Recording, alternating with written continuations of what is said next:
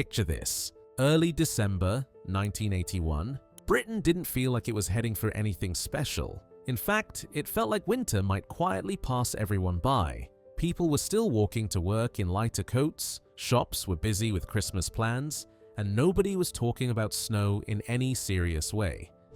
It was one of those Decembers where you assumed the worst would be a bit of frost on the car windscreen and maybe a slushy pavement or two. Then, almost without warning, everything changed. On the night of December the 13th, temperatures fell faster than anyone was prepared for. In parts of Shropshire, thermometers dropped to levels not seen in living memory. The cold wasn't theatrical. There were no sirens, no announcements, no dramatic build-up. You went to bed in a house that felt cold but manageable, and you woke up in a country that felt completely different. People opened their curtains that morning and realized the air itself looked sharper. Cars wouldn't start. Breath hung in the air inside kitchens. Windows didn't just mist over, they froze. For many, this was the moment they realized this winter wasn't going to behave like the others. Number 2. When the cold came from the north.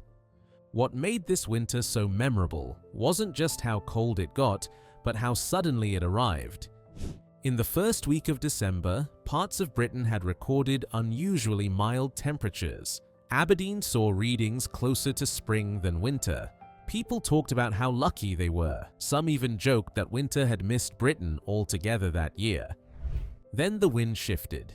Arctic air pushed down from Scandinavia, and within hours the country was in the grip of something far more serious. Snow began falling across southern England almost overnight. Wiltshire, Berkshire, London, places that rarely saw heavy snow suddenly found themselves buried. The morning commute turned into chaos. Roads became ice rinks, buses stalled halfway up hills and were simply abandoned. Cars were left in ditches where drivers had given up and walked home. Thousands of people set off for work that morning, thinking it would be a normal day, only to find themselves stranded for hours. Some journeys that should have taken 30 minutes lasted 7 hours or more. Nobody had been warned properly. There were no smartphone alerts, no constant weather updates, no endless scrolling through forecasts. You found out how bad it was by looking out the window or by failing to get anywhere. Number 3. When London ground to a halt. London doesn't stop easily, but in December 1981, even London had no choice. Snow fell heavily across the capital, piling up in suburbs and freezing solid overnight. 25 to 30 centimeters of snow lay untouched in places where gritters couldn't reach. Parliament struggled to function. Commuters simply gave up. There's a story many people still remember from that week. The Queen herself was stranded for hours in a pub in the Cotswolds after roads became impassable. Postmen struggled to make their rounds. Milk floats couldn't move. Shops opened late or not at all. London, usually so relentless, felt quiet and hesitant, and this was only the beginning. Number 4. The cold that came inside. What people remember most vividly isn't always the snow outside. It's what the cold did inside their homes. Ice formed on the inside of windows. Not delicate frost patterns you could admire and wipe away, but thick, stubborn ice that needed scraping with a knife. Getting dressed in the morning meant moving quickly. Clothes left in drawers felt stiff and frozen. Many families laid the next day's clothes at the foot of the bed so they wouldn't turn icy overnight. Central heating was still a luxury in many British homes at the time. Instead, there was usually one coal fire downstairs, one room with warmth. The rest of the house simply had to be endured. Families huddled together in living rooms, wearing every jumper they owned. Blankets wrapped tightly around shoulders, hands held out toward the fire, knowing full well that unless you sat right beside it, the warmth barely reached you. At night, people slept under layers, sometimes 4 or 5 blankets, diving under them like shelter. Some slept in their coats, not because they were poor, but because it was the only way to stay warm enough through the night. This wasn't dramatic hardship, it was quiet endurance, and that's why people remember it so clearly. Number 5. Christmas under snow. By the time Christmas arrived, the snow hadn't melted. It had stayed, and it had built up.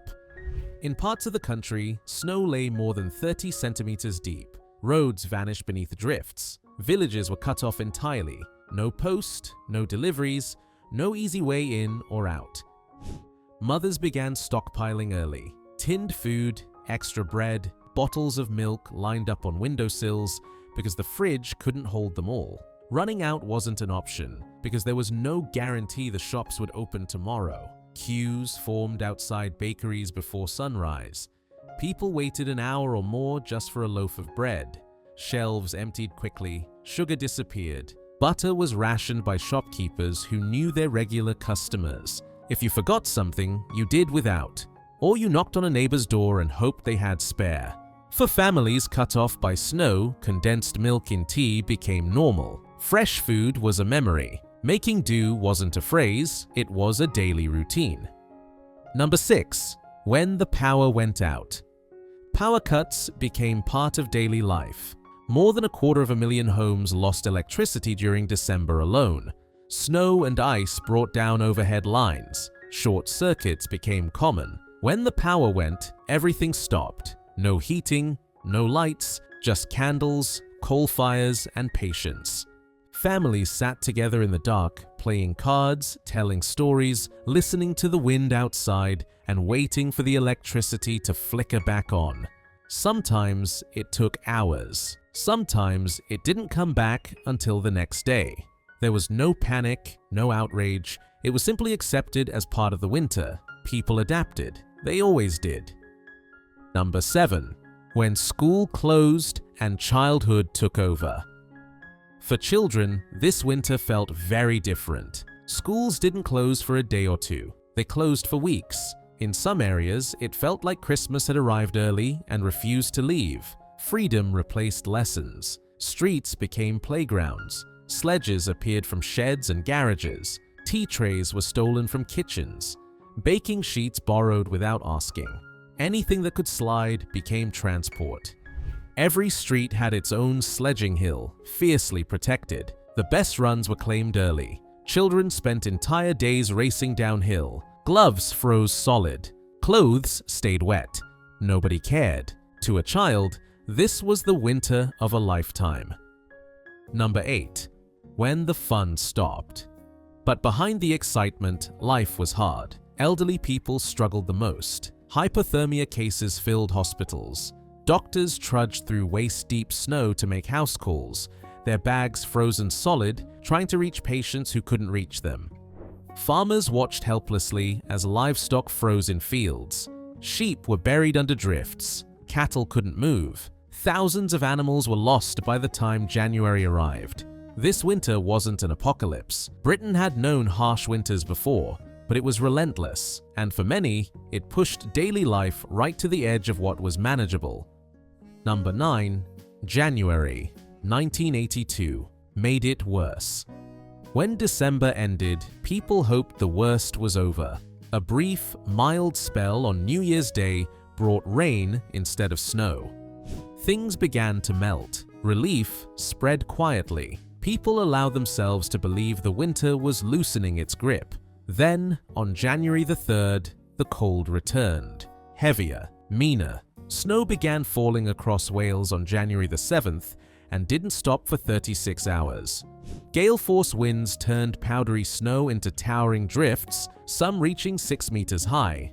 Cars disappeared completely. Houses looked like igloos. Entire towns were cut off. The army arrived with shovels, clearing roads meter by meter. Helicopters lifted people out who needed medical care. Radio stations became lifelines, broadcasting appeals for help. Anyone with a four-wheel drive was asked to assist. Strangers became heroes overnight, and on January the 10th, temperatures dropped again, some of the lowest ever recorded in Britain. Breathing outside felt sharp, like glass. Exposed skin went numb in seconds. Still, people carried on. The postman still delivered. The milkman still tried, because that's what you did.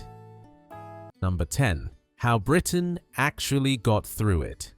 What people rarely mention when they talk about the winter of 1981 to 82 isn't the cold, it's the people.